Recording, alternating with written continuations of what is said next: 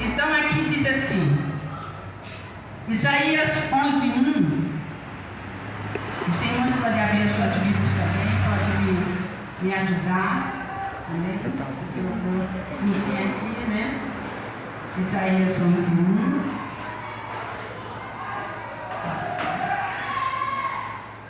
Porque brotará um rebento do tronco de Jessé, e das suas raízes um renovo frutificará.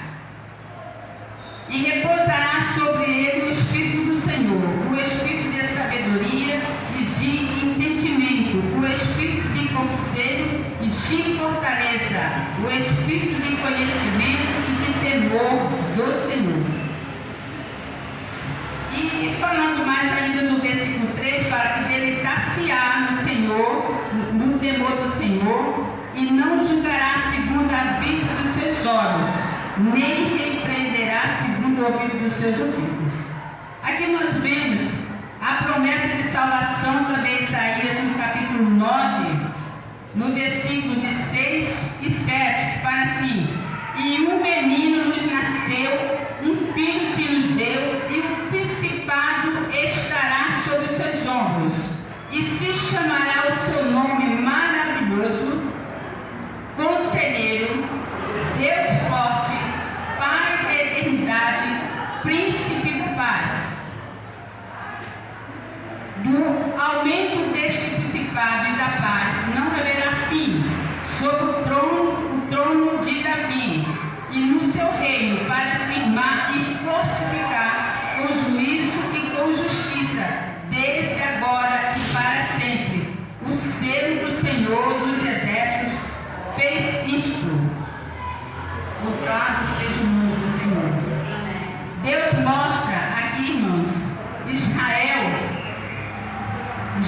quando Deus escolhe o seu povo e se chama Israel, nós somos a continuação de Israel de Deus. Louvado seja o nome do Senhor. Mas Israel, como nação, Israel pecou feio. Israel desobedeceu às ordenanças do Senhor, e por isso Israel foi escravo. Israel sofreu o corpo de Amassou na mão dos assírios, na mão de todas as nações que vinha a conhecimento do seu povo. O povo sofria muito por causa da desobediência. E nós vemos então que quando às vezes eu venho acabar de falar o nome de Isaías, só a graça. E nós sabemos que vem a promessa de restauração para Israel. A primeira promessa de restauração para Israel foi no Gênesis, no capítulo 3, versículo 15, que fala que a semente, que ele poria inimizade entre a serpente e a semente da mulher. E nós vemos na plenitude dos tempos essa inimizade sempre houve no decorrer dos acontecimentos da Bíblia. Nós vamos pensar numa árvore frondosa, e nós vemos o seu tronco, e nós vemos os galhos, e vemos as folhas, mas a gente não vê a raiz. A raiz aqui simboliza quem? O nosso Jesus Cristo. E os acontecimentos, o tronco, as folhagens, tudo a gente vê foram os acontecimentos que aconteceram em todas as épocas da nossa história. Nós vemos o acontecimento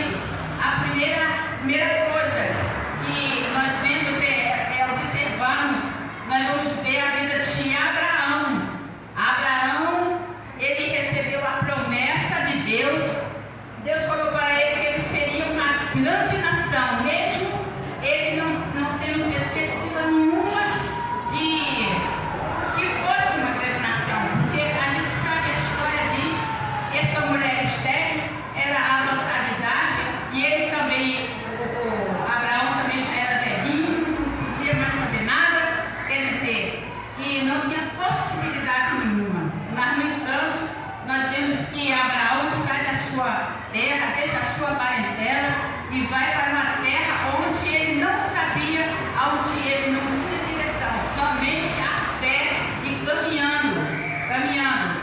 E então, com 25 anos mais ou menos, Deus dá Isaac para ele. Depois que Deus dá um filho para ele, Deus quer o filho de volta, né? Pediu a ele o sacrifício e ele, pela fé, ele foi sacrificar Isaac. E ali nós vemos já a promessa de restauração da vida do homem, que a santidade do homem foi perdida lá no Jardim do Éden.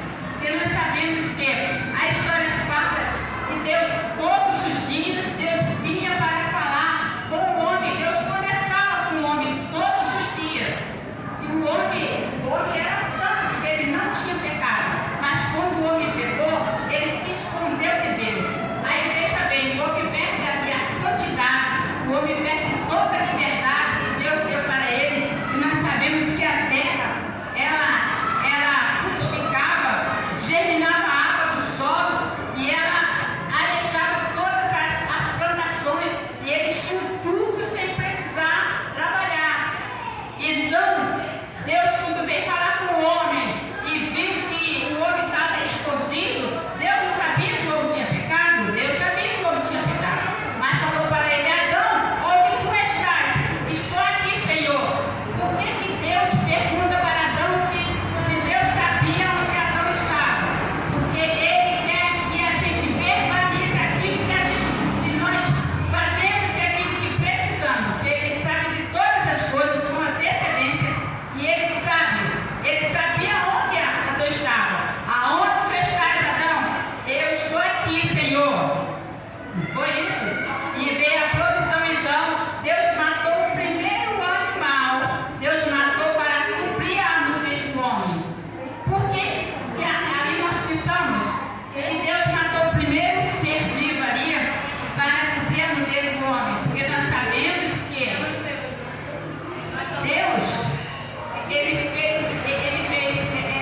eles estavam cobertos com folhas. E então Deus matou o animal para tirar a pele do animal, para cobrir a vestimenta do homem. Isso significa que ali já era Jesus já sendo morto ali para cobrir a nossa nudez. Em favor do homem. Veja bem, se Deus tivesse sangrado qualquer mulher ou o homem, ele já matava o homem. Mas ele não matou o homem, ele matou o animal para cobrir a nudez do homem. E depois então da matança desse animal, aí depois mais tarde nós vamos ler o livro de Levítico, Números e as ordenações dos sacrifícios. Nós vemos que os sacerdotes matavam os animais para que os animais simbolizassem, pagassem nossos pecados. O seu sangue era derramado, eram os cordeiros que eram sacrificados todos os dias, milhares e milhares de cordeiros. Isso porque Deus teve misericórdia e não quis matar o homem. Mas nós vemos na história que Deus se zangou tanto com a humanidade que ele ainda quis exterminar toda a humanidade. Mas quando ele olha e vê Noé servindo a Deus de coração, aí ele dá mais uma vez escape para o homem. Manda que Noé construa a arca. E a arca simbolizava Jesus Cristo. Veja bem, desde os primórdios, versículos da Bíblia, que nós vemos que Deus faz a sua providência para que o homem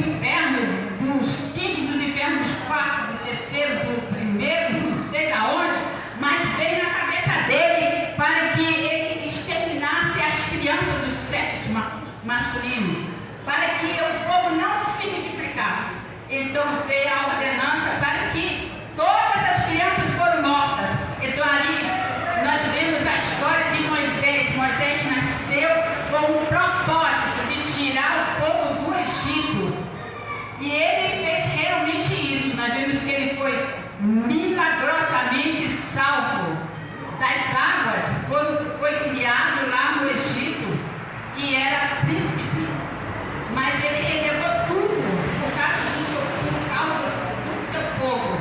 E Deus usa Moisés o tempo todo no deserto. Nós sabemos que Deus vai sempre guardando o seu povo, sempre guardou e sempre é fiel na sua palavra. Deus não faz acepção de pessoas, ele chama todas as pessoas sem distinção de raça, cor, seja bonito, seja feio, todos nós temos o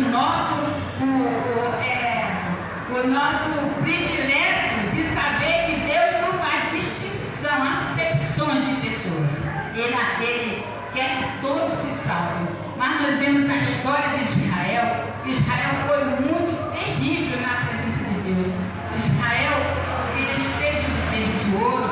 Israel, o povo de Israel casaram com ideias, se juntaram com os cananeus, fizeram tudo para imitar o Senhor. E o Senhor deixava que as coisas acontecessem na vida de Israel para punir o povo.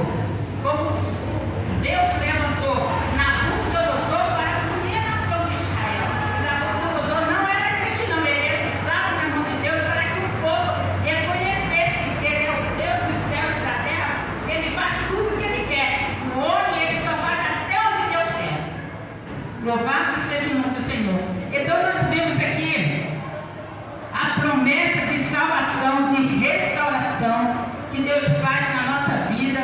Deus faz tudo bonitinho para nós. Nós já encontramos o prato feito, né? Nós vimos lá, nós vemos a história de todos os reis e profetas de Deus registrados na Bíblia. Todos eles falam de aliança, de restauração, de Deus procurando restaurar o seu povo. Então nós vemos aqui em Isaías 6:7, como fala assim: um menino nos nasceu, o seu principado estava sobre os seus ombros. Em Isaías 53 fala: quem deu crédito à nossa pregação? A quem foi manifestado o braço do Senhor? O braço do Senhor foi manifestado para todas as nações, todas as raças, tribos, povos, tudo que existe. Deus usa a sua palavra para nos fortificar. Louvado seja Deus. Isaías 35:1 fala de deserto. Deserto fala de lugar solitário, um lugar onde não tem água, é um lugar ermo, onde não nasce plantações, não tem vegetações, não tem nada. Então, Jesus Cristo, ele representa a água viva para nós. A água viva para nós. Quando Deus fala para Isaías, Isaías foi chamado, nós sabemos que Isaías era um rapaz novinho, quando ele viu a glória do Senhor, e ele ficou abismado de ver aquelas coisas todas, e ele falou para Isaías: a quem enviarei?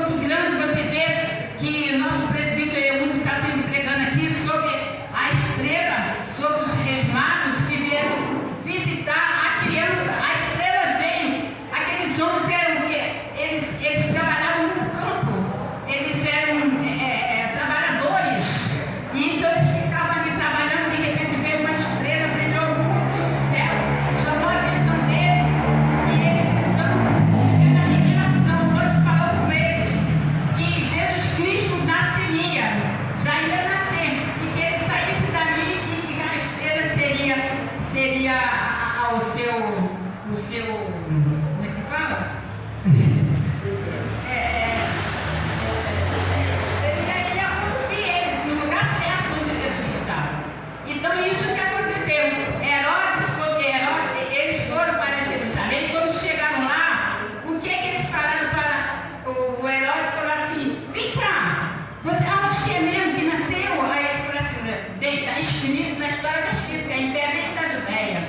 Aí o Herodes chamou eles, tomou um conselho lá com eles, convidaram os caras lá que estavam com ele, conversaram bem e falaram para os magos assim. Ele falou para os magos em particular: vocês vão e vocês veem aonde está o menino. Eu também quero, conhecer esse menino. Eu quero conhecer, mas ele estava querendo, o intuito dele era matar a criança. Como os magos foram avisados pelo anjo, para que eles não voltassem mais lá para Herodes, eles saíram, eles foram embora por outro caminho. Então Herodes ficou furioso de raiva. Aí falou assim: agora, já que eu não vejo ele, eu vou matar todas as crianças. Entendeu? Ele matou todas as crianças de 2 anos para baixo. Nós celebramos o Natal, sim, de Jesus Cristo mês de dezembro, mas nós não sabemos o dia certo que Jesus morreu.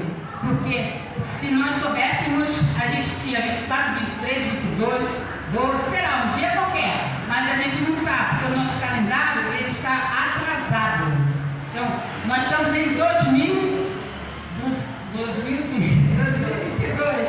Talvez nós já estejamos em 2024, por aí. Porque quando os reis magos, quando Herodes mandou matar as crianças de 2 anos para baixo, quer dizer, era justamente o tempo que ele esperou que os reis magos voltassem lá para falar de Jesus. E este homem, ele tentou de todas as sortes matar Jesus desde muitos anos, mas está até falando de Isaías, eu estou sempre gaguejando o nome dele. Mas olha só, ele profetizou. Há quantos anos que ele profetizou sobre o nascimento de Jesus? Ele profetizou muitos anos. E Jesus Cristo nasceu da plenitude do Espírito. Ele formou o seu ministério. Ele pregou o seu ministério. Ele formou os seus discípulos. Ele formou a sua igreja. A sua igreja. Os discípulos fizeram seminários específicos com Jesus. Ali durante Jesus morreu com 33 anos e meio aproximadamente. Naquela época, o povo que pertencia a Israel, era costume deles ficarem até na idade de 30 anos. Eles só viviam depois de 30 anos de idade. Foi esse mesmo idade que Jesus teve aqui. Com 30 anos ele começou o seu ministério. E ele pegou mais ou menos 3 anos e meio. Daí ele morreu, ele veio a falecer. Mas ele morreu, ele veio aqueles 3 anos e meio, deu para ele fazer formar toda a sua igreja. Por quê? Porque ele formou a igreja ali com os apóstolos, porque eram 12, e ele explicou tudo que eles deveriam fazer. Qual foi a ordem que Jesus falou? Ide por todo mundo e pregar o meu evangelho, não é isso? É a ordem que Jesus deu. Jesus andava com eles, ensinou todas as regras para eles. Eles sabiam tudo que Jesus fazia. Eles aprenderam no intensivo assim, no seminário com o próprio Jesus. Entendeu? Eles tiveram um diploma com o próprio mestre. Então, quando Jesus ressuscitou para cumprir as escrituras, como ele morreu para cumprir as escrituras, nós lembramos, eu me lembro da serpente que Moisés levantou no deserto, quando veio aquela serpente morder, aqueles camaradas todos, matou muita gente, e Moisés fez uma serpente, pendurou no poste e botou lá. Esse significava Jesus significava uma simbologia de Jesus. Então, quando as pessoas mordidas só olhavam para aquela serpente de metal, eles ficavam curados.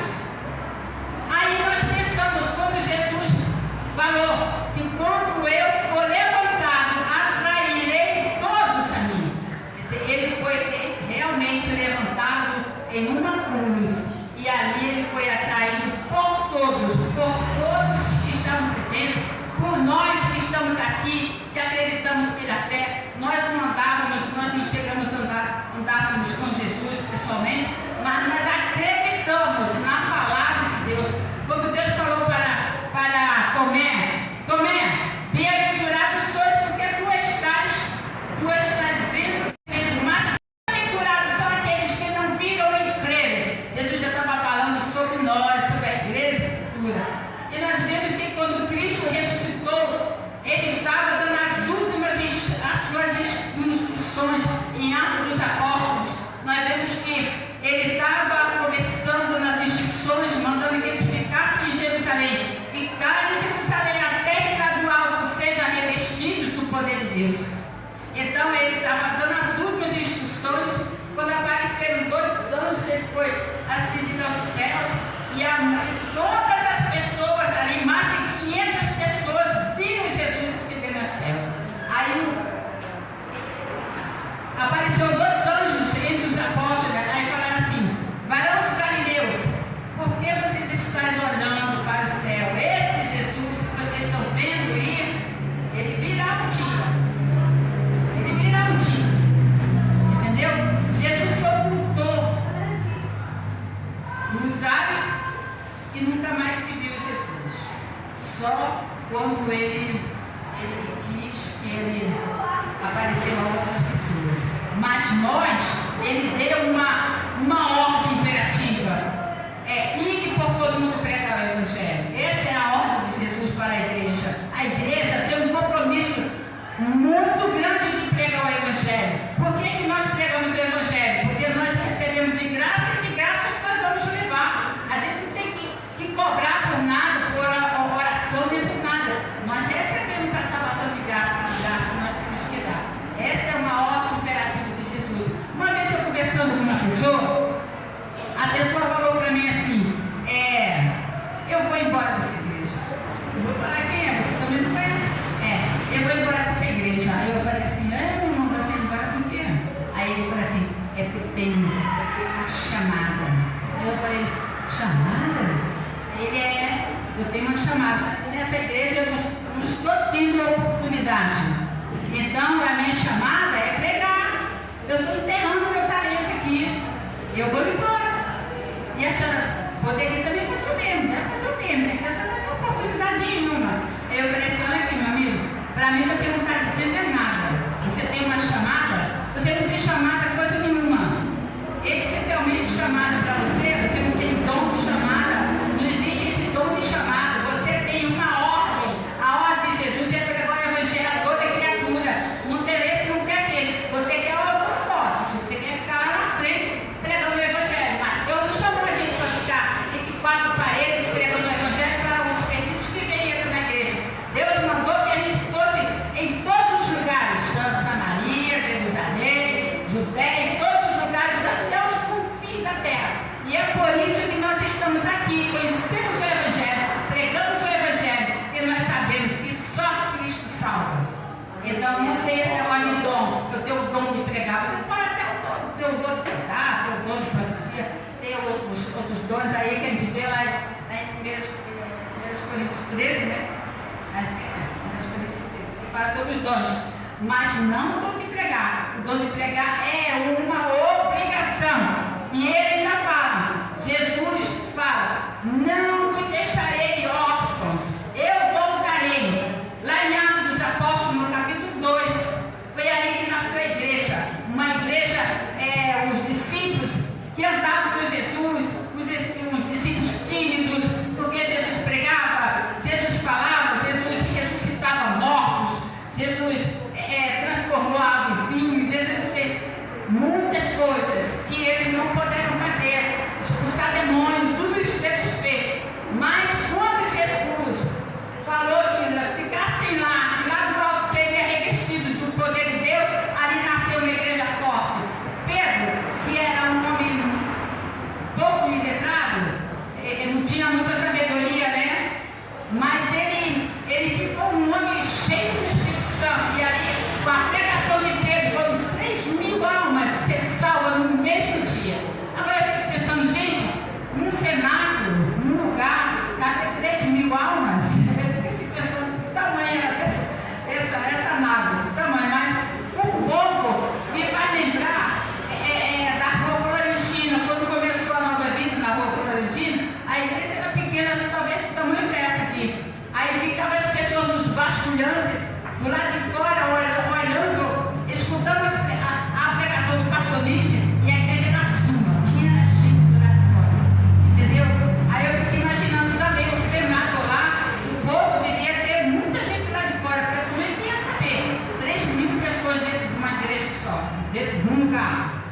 E Pedro levantou um lugar mais alto e falou de Jesus ali, e ali nasceu a igreja de Deus. Por causa dessa pregação, por causa da descida do Espírito Santo, a ousadia que Deus deu para aqueles apóstolos, e foram muitos e muitos e muitos que já morreram para professar esse nome, foram muitos que já morreram sem negar Jesus, o tempo todo falando do Evangelho, que nós vemos agora na Coreia do Norte, nós vemos em todos os lugares aí fora, vemos matando cristãos, incendiando igrejas, pintando sangue, quebrando as cozinhas, as crianças, matando os profetas de Deus. Mas eles podem fazer isso, mas isso vai ter basta. Satanás está nas últimas horas dele, e a igreja também está nas últimas horas de subir. Então, vamos permanecer nos pés do Senhor, permanecer na graça de Deus, pegando o Evangelho, aqui fora, lá na Cracolândia, lá em Madureira, 3, onde houver a oportunidade, nós vamos falar de Jesus, e a nossa obrigação é falar de Jesus, não só convidar para vir para a igreja. Nossa obrigação é falar de Jesus, esse Jesus que nasceu, esse Jesus que nós o adoramos, em memória, né? Adoramos, celebramos o Natal. O Natal está aqui na nossa cabeça, entendeu? Aqui na nossa cabeça. A gente vê que no Natal tem peças, representações, disso, aqui, tal, aquele negócio todo. É só uma festa que a gente inventa para relembrar, para dar presente um ao outro, aquele negócio todo, mas muitas das vezes Jesus Cristo não está no coração das pessoas. As pessoas estão fazendo só para se apresentar, não estão como Jesus realmente, Jesus que salva e que liberta. E nós temos a obrigação de falar de Jesus, seja em qualquer lugar, falar que o Natal não é Papai Noel, não é presente, não é nada disso, nessas formalidades que o mundo inventou depois disso. Mas nós estamos celebrando pela fé que Jesus Cristo nasceu, morreu, veio para nos dar vida e vida com abundância. Então, meus irmãos, eu dou graças a Deus por essa oportunidade, agradeço ao presbítero Lúcio que me deu essa oportunidade e agradeço a atenção de vocês, em nome de Jesus, que vocês sejam, cada um de vocês seja uma atalaia, esteja sempre com a semente na mão para semear um campo fértil e orando sempre para que Deus use vocês cada vez mais, entendeu? Porque a Bíblia fala que nós temos, cada um tem os dedos não são iguais, cada um tem uma função na igreja, um tem a função de vamos dizer assim, levar o folheto, de orar por gente na rua, outros têm uma função de varrer a casa de Deus, outro tem uma função de porteiro, e vice-versa. Tem muitas coisas que podemos trazer para o bem do reino de Deus. E pela fé, estamos trabalhando, esperando Jesus voltar para nos buscar. E em Apocalipse, fala que capítulo 22, versículo 16, fala que Jesus é a raiz de Davi. A raiz de Davi, aquela raiz, eu falei para vocês, a raiz que a gente não via, né? E nós não vimos Jesus, mas nós sabemos pelos fatos ocorridos que Ele é a luz resplandecente, Ele é a raiz de Davi, Ele é tudo de bom nas nossas vidas. Capítulo 22 de Apocalipse fala que aquele que testifica essas coisas continue testificando, continue pregando o Evangelho e dizendo: ora vem, Senhor Jesus.